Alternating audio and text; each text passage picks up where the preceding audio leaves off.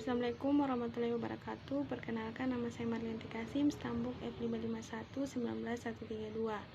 Saya merupakan mahasiswa Teknik Informatika Universitas Tadulako. Di sini kami akan membuat dasar pemrograman C#. Kami membuat secara berkelompok. Adapun kelompok kami sebagai berikut. Assalamualaikum warahmatullahi wabarakatuh. Perkenalkan, nama saya Glenn Ramadan, Stambuk F551-19134. Assalamualaikum warahmatullahi wabarakatuh. Perkenalkan, nama saya Hardiana, Stambuk F551-19125 dari kelas D. Assalamualaikum warahmatullahi wabarakatuh. Perkenalkan, nama saya Arfandi Sarengko, Stambuk F551-19080, kelas D. Assalamualaikum warahmatullahi wabarakatuh. Nama saya Fein Dwi Muhammad, Stambuk F551-17-226, Fakultas Teknik, Prodi S1 Teknik Informatika di Universitas Tadulako. Pertama itu ada konsep dasar pemrograman C#. C# adalah bahasa pemrograman sederhana yang digunakan untuk tujuan umum, dalam artian bahasa pemrograman untuk pemrograman server-side pada website, membangun aplikasi dashboard ataupun mobile, pemrograman game, dan sebagainya. Dan ada juga framework. Framework ini adalah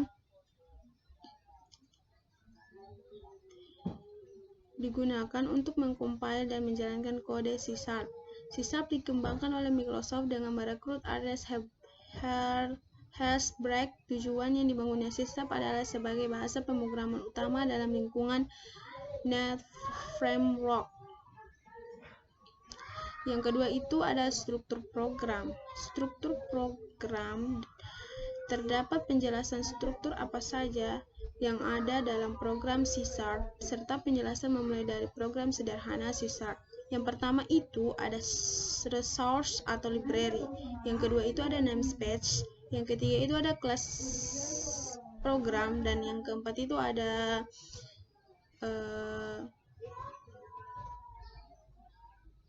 yang keempat itu ada deklarasi metode. Deklarasi metode itu menjalankan metode atau perintah yang ada di dalamnya. Kemudian berikut contoh program dari struktur data. Kemudian ada sintaks. Sintaks itu adalah menjelaskan bagian dari program tersebut, yaitu ada housing system, ada namespace, ada kelas program, dengan menjelaskannya itu console write itu apa dan console read line itu. Yang pertama itu ada housing system. Housing system itu artinya kita bisa menggunakan kelas dari sistem namespace, yaitu namespace itu sendiri juga digunakan untuk mengatur kode Anda, dan ini adalah wadah untuk kelas dan ruang nama lainnya. Kemudian itu ada kurung kurawal. Kurung kurawal itu digunakan untuk menandai awal dan akhir. Kemudian ada kelas program. Kelas program atau disebut dengan kelas wadah untuk data atau metode yang menghadiahkan fungsional ke program Anda. Setiap baris kode yang berjalan di C# harus berada di dalam kelas dalam contoh program sebagai berikut. Kemudian ada juga yaitu konsol. Konsol itu kelas sistem namespace yang memiliki write line atau metode yang digunakan untuk mengeluarkan atau mencetak teks. Dalam contoh ini, selamat pagi. Kemudian, ketika Anda menghilangkan housing sistem baris tersebut, Anda harus menuliskan sistem console write line untuk mencetak atau mengeluarkan teks. Setiap penyertaan C# harus diakhiri dengan titik koma.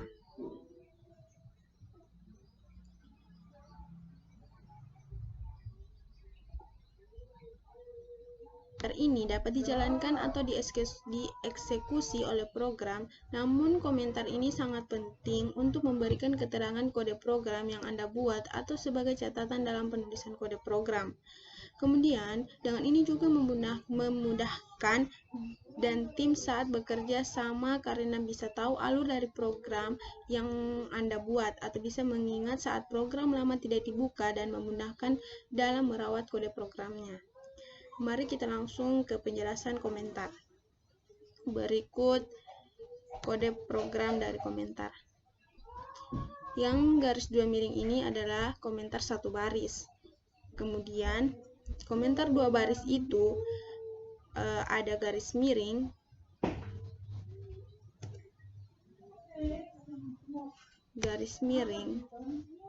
tanda bintang. Itu komentar 2 baris.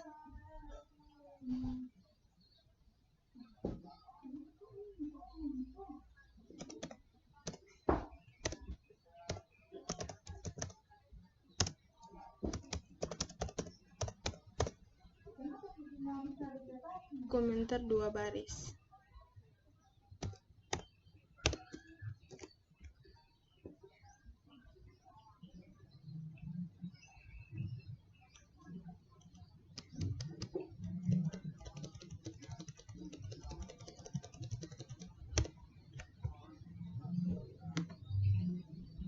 Berikut contoh kode program dari komentar. Komentar ini ada komentar yang 1 baris dan komentar 2 baris. Komentar 1 baris itu dia menggunakan garis miring 2, dan sedangkan komentar 2 baris itu menggunakan garis miring dan tanda bintang.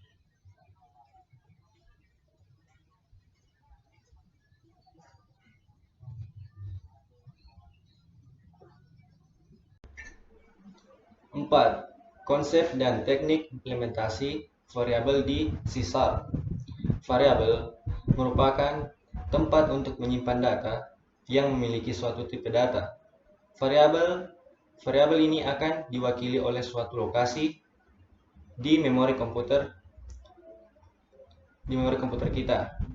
Dengan menggunakan nama variabel ini kita dapat mengakses data yang tersimpan di memori tersebut. Dalam pembuatan nama variabel terdapat beberapa aturan, yaitu sebagai berikut. Yang pertama, terdiri dari huruf, angka, dan underscore. Yang kedua, nama harus diawali dengan huruf underscore yang juga dapat digunakan untuk mengawali nama suatu variabel, tetapi ini tidak disarankan. Yang ketiga, C# merupakan bahasa yang case sensitif. Variabel dengan nama umur tidak sama dengan umur. Keyword tidak bisa digunakan sebagai nama variabel kecuali keyword ini diawali dengan karakter @. Dalam pendeklarasian atau penulisan variabel terdapat 3 cara, yaitu yang pertama, tipe data spasi nama variabel. Yang kedua, tipe data spasi nama variabel sama dengan initial value.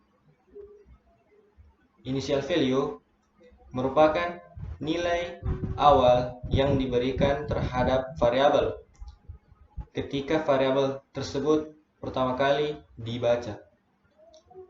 Tipe data yang ketiga, tipe data nama underscore variabel 1, nama underscore variabel 2, nama underscore variabel 3, semikolon.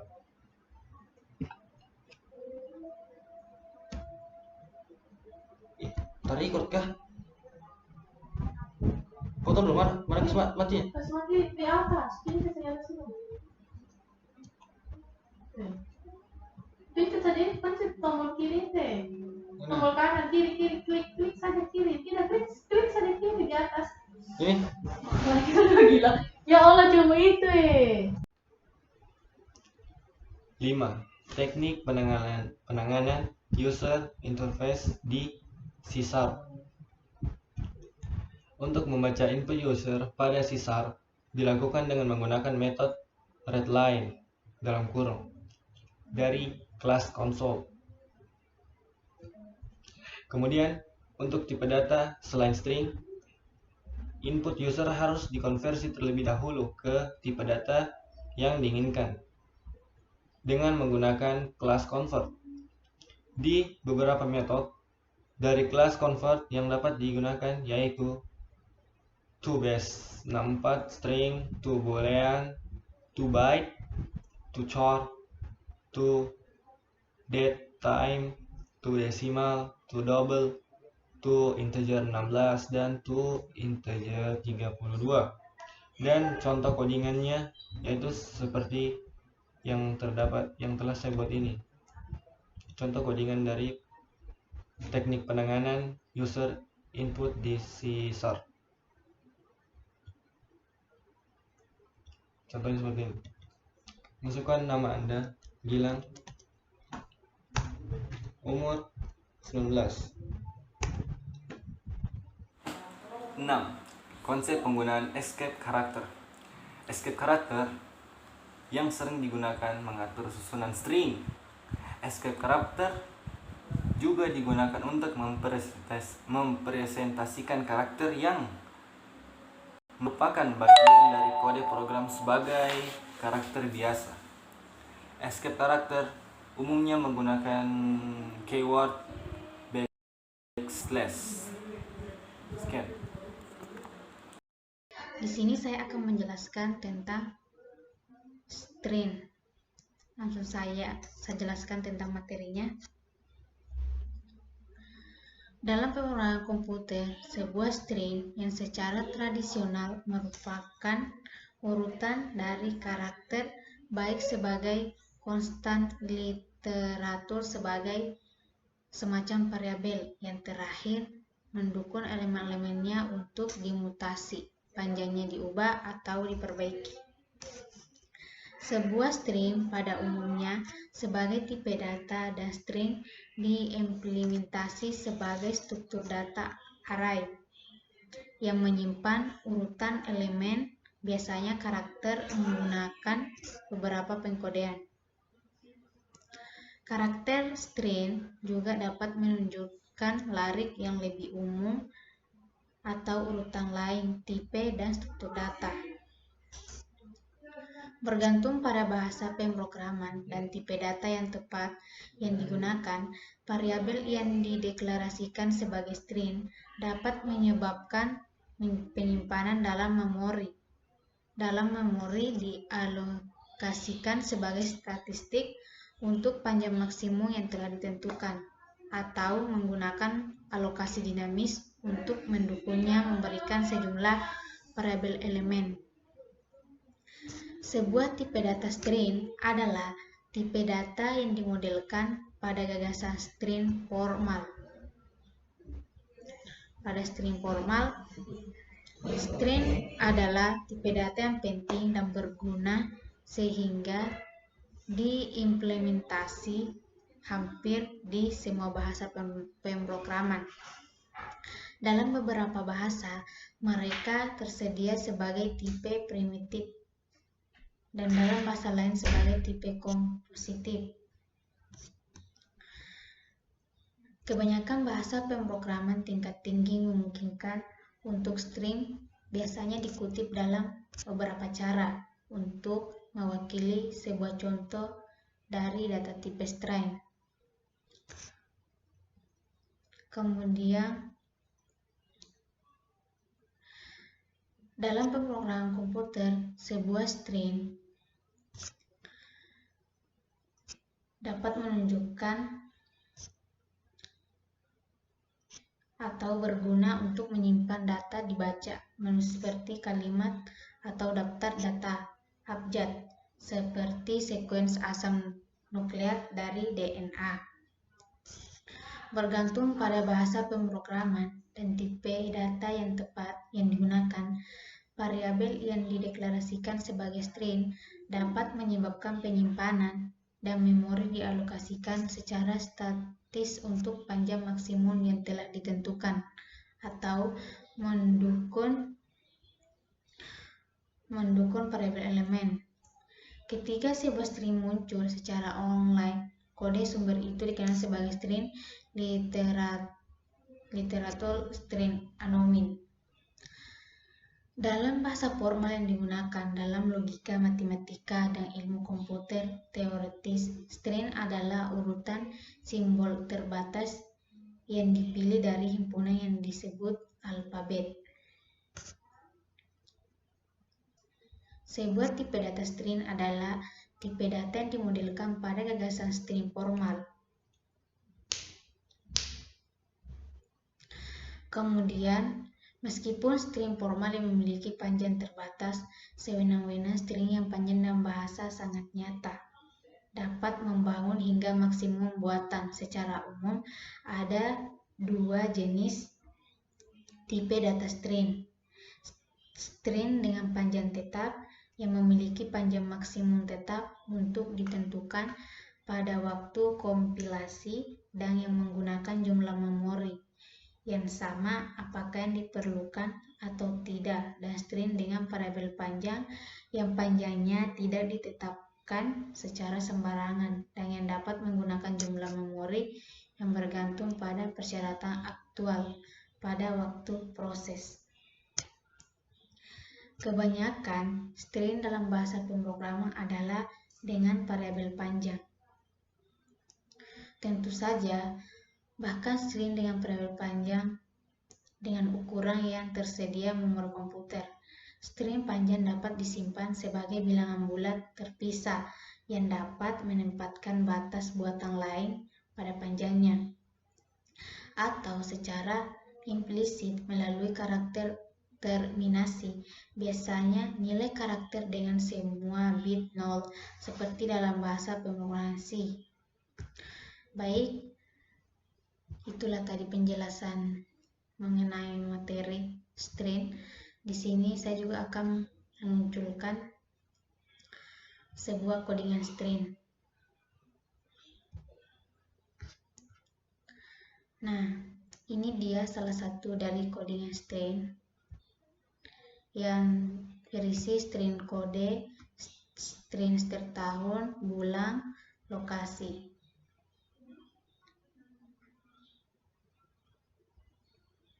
Ini saya akan menjelaskan atau akan melanjutkan penjelasan saya.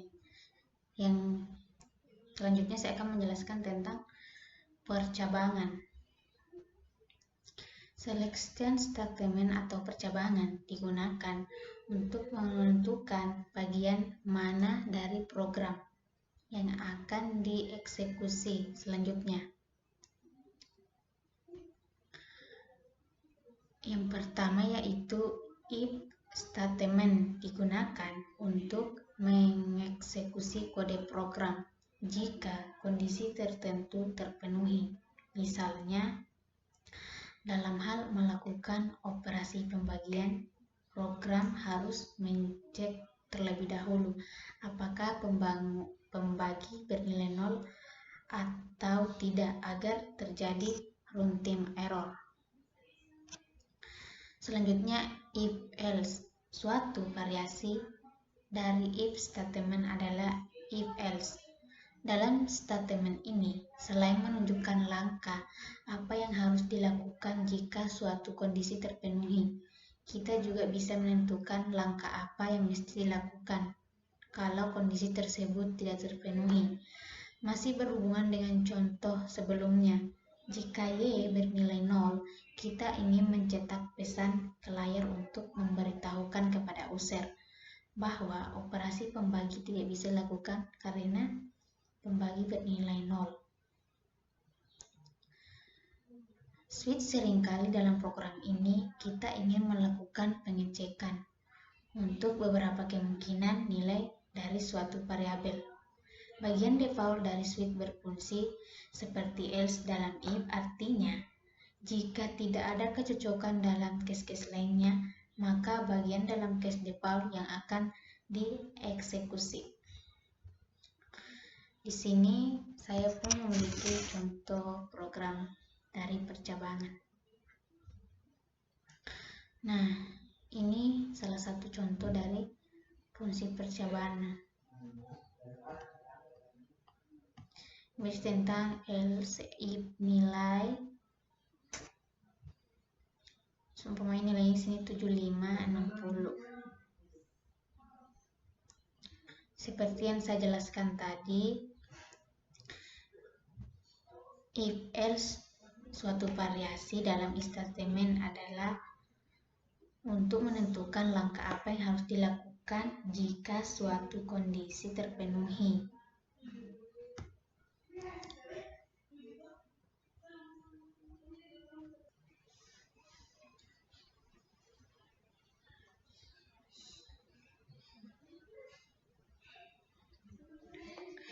Selanjutnya, di sini saya akan menjelaskan tentang materi perulangan. While adalah bentuk perulangan yang memiliki jumlah perulangan sesuai dengan suatu kondisi logika tertentu. Pernyataan di dalam while akan dieksekusi berulang selama kondisi bernilai benar dan akan berhenti jika kondisi bernilai salah. Sama halnya dengan while do, while juga akan menjalankan looping selama kondisi perulangan terpenuhi atau bernilai benar.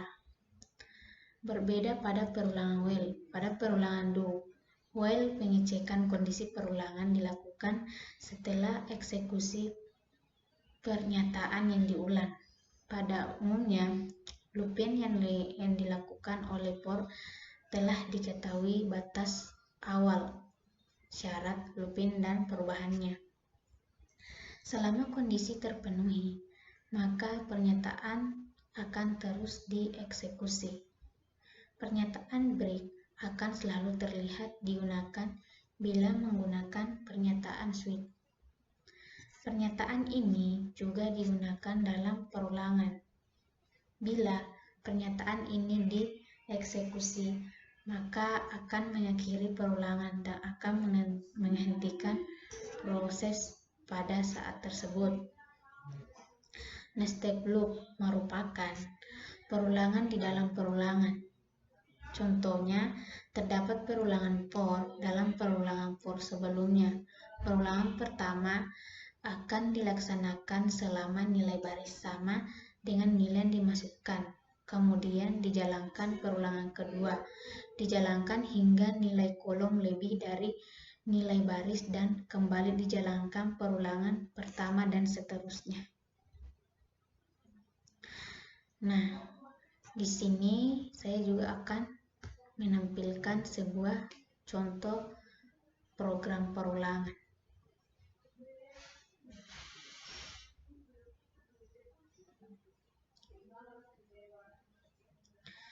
Langsung saja kita coba jalankan.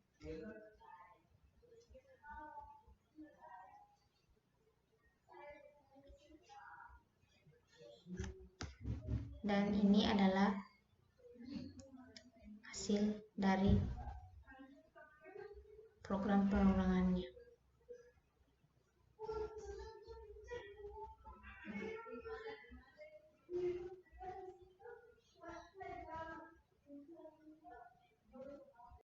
Konsep dan teknik implementasi operator di C#. Operator adalah simbol yang memberitahukan kepada kompiler untuk melakukan manipulasi, mematikan atau logika tertentu.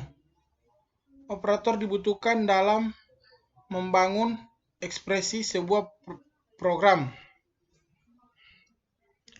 Berikut ada beberapa contoh operator. Yang pertama, operator aritmatika. Operator aritmatika umumnya digunakan untuk memanipulasi dan mengelola variabel data menarik. Berikut adalah operator aritmatika. Nama operator yaitu tambah, keterangannya operator penambahan. Kurang salah ya.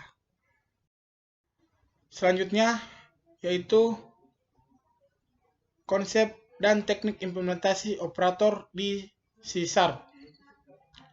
Operator adalah simbolis yang memberitahukan kepada kompiler untuk melakukan manipulasi matematik atau logika tertentu. Operator dibutuhkan dalam membangun ekspresi sebuah program. Ada beberapa contoh operator. Yang pertama, operator aritmatika. Operator aritmatika umumnya digunakan untuk memanipulasi dan mengelola variabel data numerik. Berikut adalah operator aritmatikanya. Yang kedua, operator relasional.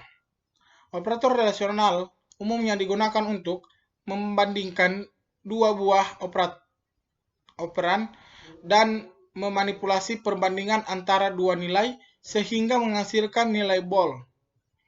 Berikut adalah operator rasional. Yang ketiga yaitu operator logika. Operator logika umumnya digunakan untuk menggabungkan dua buah kondisional menjadi sebuah kondisi. Berikut adalah operator logikanya. Yang ketiga, operator Bitwise. Operator Bitwise adalah operator mematikan yang diproses pada level bit dari sebuah bilangan bulat dalam kurung integer. Bitwise sering digunakan untuk operator logika. Berikut adalah operator Bitwise-nya. Selanjutnya, operator penugasan. Operator penugasan dalam kurung assessment operators merupakan operator dalam bahasa pemrograman C# yang mana dapat mempersingkat kode operasi. Berikut adalah operator penugasan. Ya, saya akan menjelaskan tentang konsep dan teknik implementasi array di C#. Array bertujuan untuk menyimpan banyak data dalam variabel yang sama dan dalam satu tipe data yang sama juga. Penerapan array sering dilakukan jika seseorang harus menyimpan banyak data dalam satu tipe data. Apabila ingin menggunakan array, maka ada aturan dasar yang harus diketahui, yaitu declaration. Untuk mendeklarasikan variabel array harus ditulis dengan cara tipe data, tanda dalam kurung, dari variabel. Assessment. Assessment adalah proses memasukkan data ke dalam array dan selain itu dilakukan juga pemberian ukuran array. Accessing. Accessing adalah proses atau cara untuk mengakses data dalam array. Namun, yang harus diinginkan adalah awalnya atau elemen pertama dari array bukanlah indeks ke-1, melainkan indeks ke-0. Selain itu, accessing juga termasuk merubah data dan menyimpannya. Berikut contoh codingannya.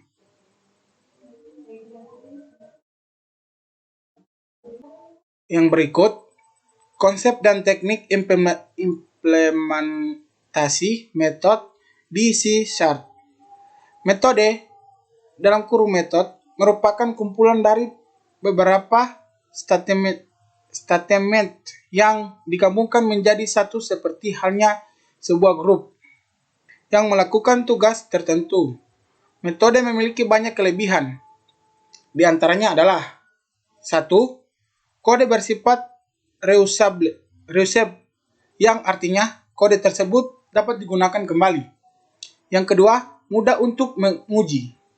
Yang ketiga, modifikasi metode tidak mempengaruhi program pemanggil.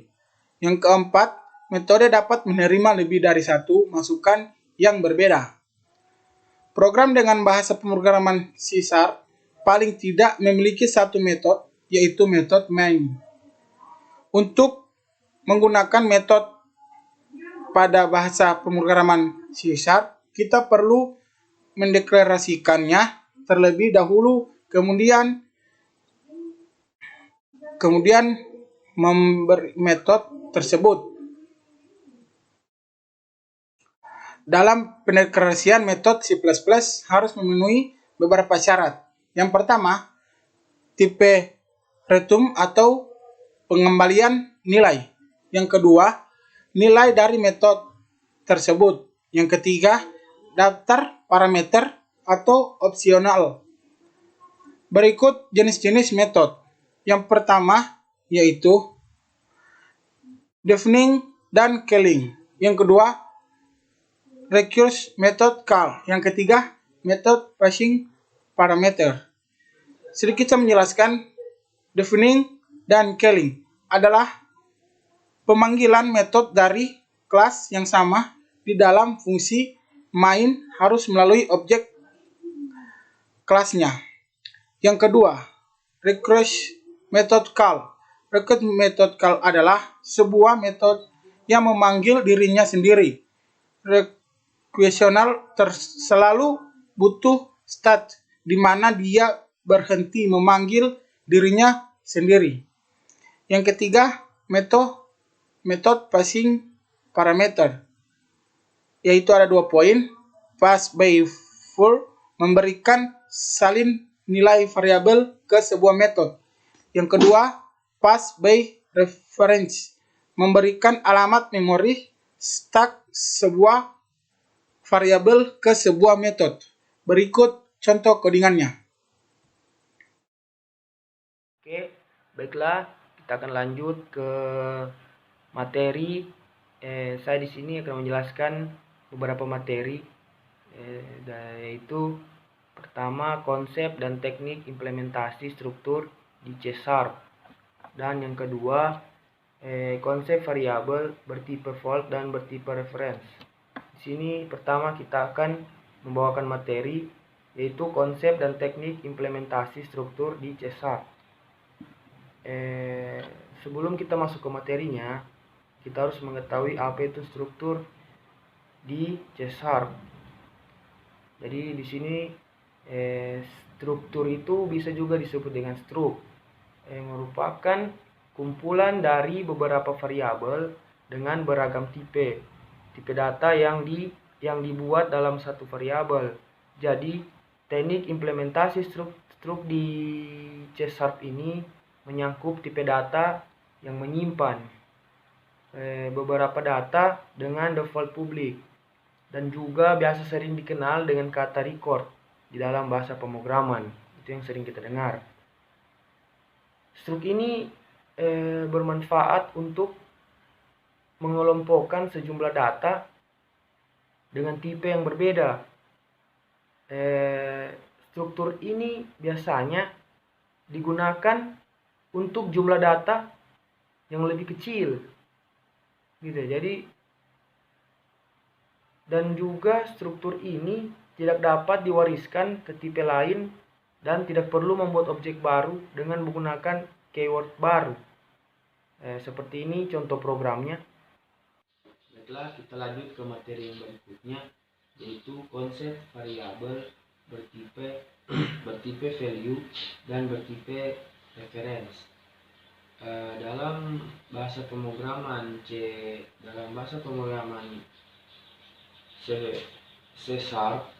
dikenal ada 2 macam tipe penyimpanan suatu data, yaitu value dan reference. Sebelum kita masuk ke materi yang agak dalam, kita harus tahu dulu apa itu value dan apa itu reference. Di sini saya jelaskan sedikit. Value itu bisa juga disebut dengan tipe data. Pada bahasa pemrograman dapat dikatakan sebagai value tipe apabila penyimpanan data dalam memorinya sendiri, dan yang dapat dikategorikan sebagai value tipe adalah seperti semua tipe datanya itu numerik atau yang berwujud angka atau nomor begitu. Terus semua strukturnya, bahkan apabila anggotanya itu berubah tipe menjadi referensi. Nah, di sini saya akan menjelaskan apa itu referensi. Referensi itu seperti sebuah tipe data berisikan suatu pointer atau petunjuk, di mana pointer tersebut mengarahkan lokasi memori ke tempat yang lain untuk menyimpan data. Referensi tipe digunakan untuk menyimpan suatu objek dalam kelas.